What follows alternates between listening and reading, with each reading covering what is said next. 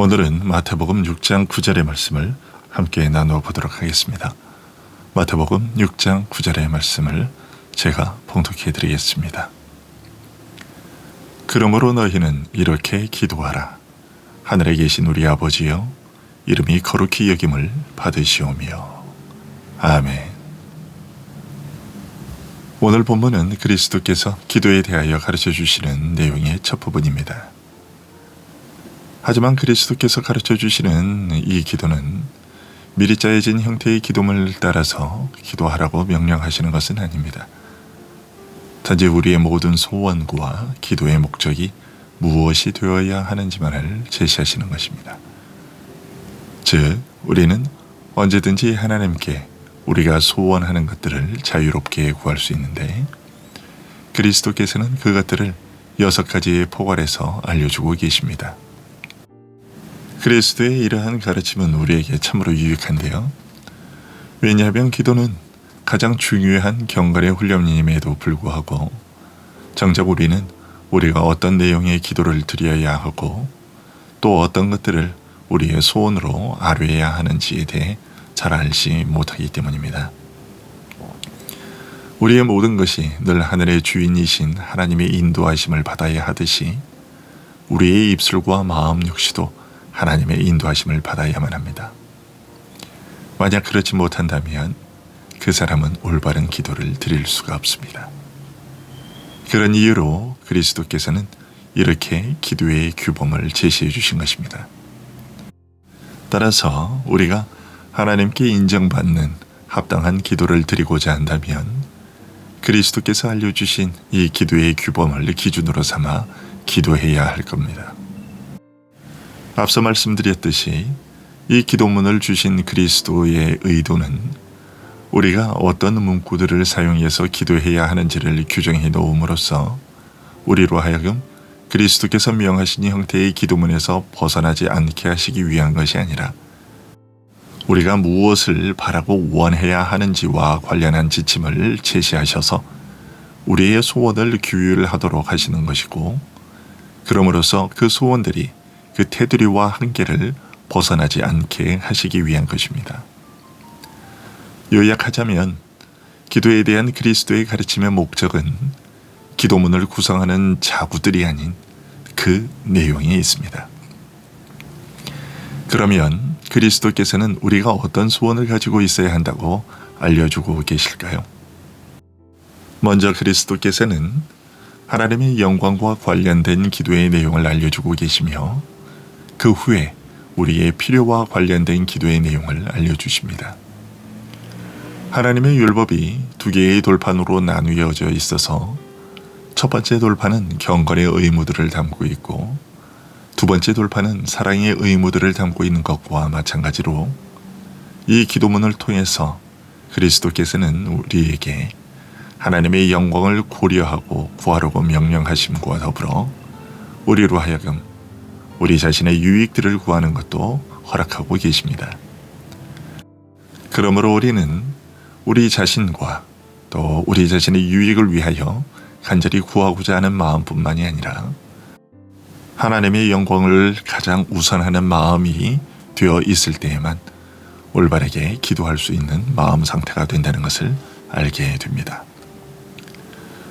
우리 자신의 유익을 구하는 데에만 마음이 팔려서 그것보다 훨씬 더 중요한 하나님의 나라를 도외시하는 기도를 드린다면 그것은 본말이 전도된 터무니없는 일이 되는 것이기 때문입니다. 그래서 그리스도께서는 가장 먼저 하나님의 이름이 높임받는 것을 기도하라고 알려주십니다. 그리스도는 우리가 기도할 때마다 온전하고 흔들림 없는 확신으로 하나님께 나아가 하나님을 의지할 수 있어야 하는데, 그러기 위해서는 하나님이 지니고 계신 아버지로서의 사랑과 무한하신 권능을 깊이 생각하고 있어야 한다는 것을 알려주십니다. 우리는 하나님이 우리를 은혜 가운데서 받아주시고자 하신다는 것과 기꺼이 우리의 기도를 경청하고자 하신다는 것에 대해 의심을 품지 말아야 한다는 것이죠. 그리스도께서는 이런 사실을 우리가 하나님을 아버지로 부를 수 있는 것을 통해 알려주고 계십니다.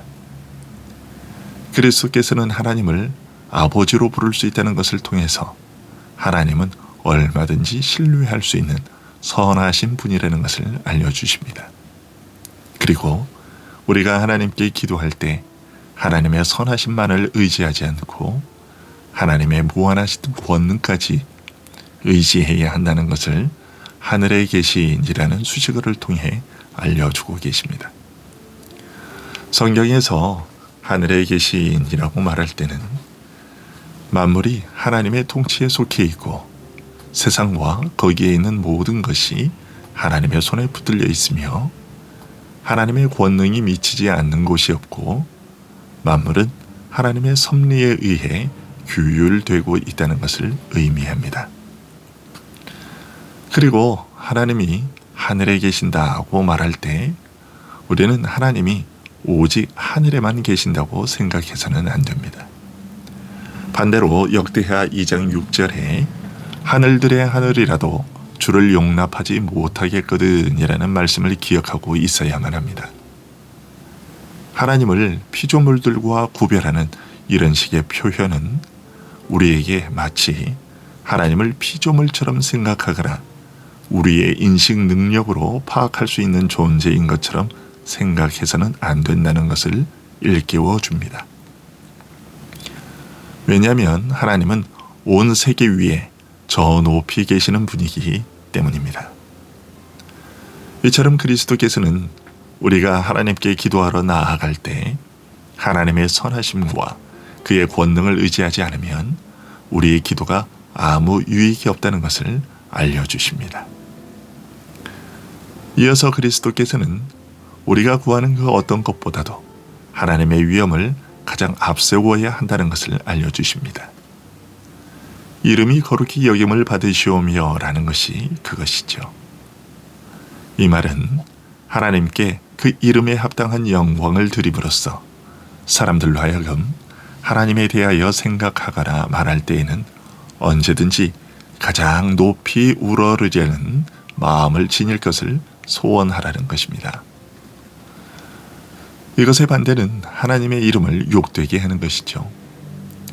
사람들이 하나님의 위엄을 무시하며 말하거나 적어도 합당한 경외심을 품지 않고 말할 때에 이런 일이 일어납니다. 사람들이 하나님의 지혜와 선하심과 의로우심과 권능과 그 밖의 다른 모든 성품들을 인정함으로써 하나님께 영광을 돌릴 때 하나님의 이름이 거룩히 여김을 받으십니다.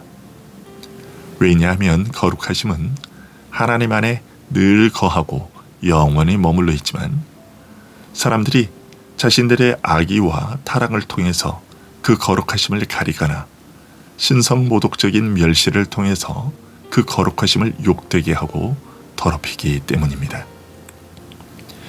이 강구의 요지는 하나님의 영광이 이 세상에서 빛을 발하고 사람들에게 합당한 인정을 받게 해야 한다는 것입니다.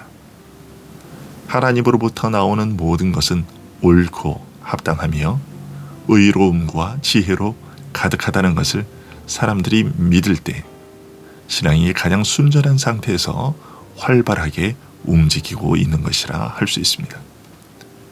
왜냐하면 그럴 때에만 사람들은 하나님의 말씀을 믿음으로 말미암아 순종하는 마음으로 받아들이고 하나님의 모든 규례들과 역사들을 시인하게 되기 때문입니다.